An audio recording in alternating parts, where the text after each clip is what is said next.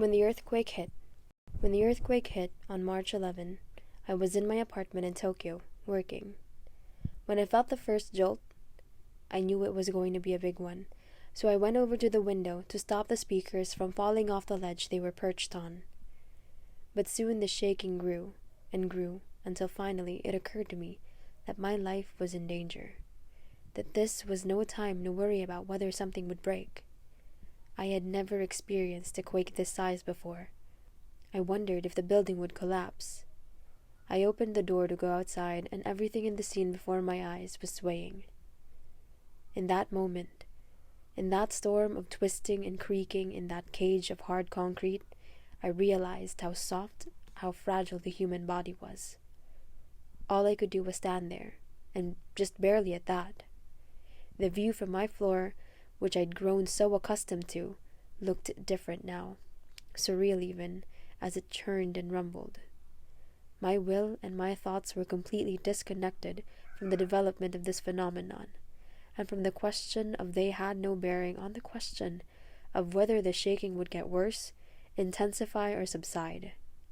A question upon which, and yet in my life, depended entirely on that question. Would the shaking grow worse, or would it subside? The unusually long duration of the quake seemed too real to be real. When the shaking stopped, I turned on the TV. I thought I must have just experienced the historically large earthquake that had been predicted to hit Tokyo for some time, but the epicenter was off the coast of Miyagi Prefecture, more than 200 miles northeast. I felt something sharp and heavy stab in the heart. If the shaking was this bad here, the cities and towns up there had to be in ruins. In the hours and days that followed, as news reports came in, I learned that those few minutes of violent shaking, during which I could do nothing but stand there, feeling soft, cost untold numbers of people their lives, that the quake had released massive energy in the form of a tsunami that ultimately would take even more lives, and that a beast of a nuclear reactor had begun to spiral out of control. I plugged on writing.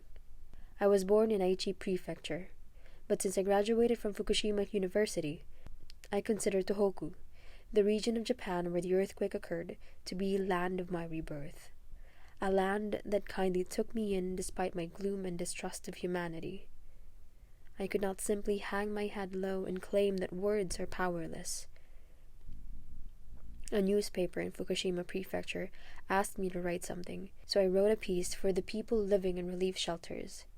I wrote about the quake for a Tokyo newspaper, and for other publications as well, when I thought I could make a meaningful contribution. I had a lot of friends in Tohoku. Those I was able to get in touch with were fine, fortunately, but as I continued to write, I cried many times. For some reason, during those dizzying days after the quake, I always felt hungry. This must have been just a symptom of the tension in my body, or maybe it was that, subconsciously, I was sensing a threat to my life, despite being safe in Tokyo, so safe that it made me feel guilty. Whatever the reason, I was starving all the time, but since supermarkets were low on food and water, meaning that we had to refrain from buying in bulk, I was careful to eat only as much as I ordinarily ate. Maybe the food panic that swept Tokyo at the time had to do with everyone feeling this inexplicable hunger.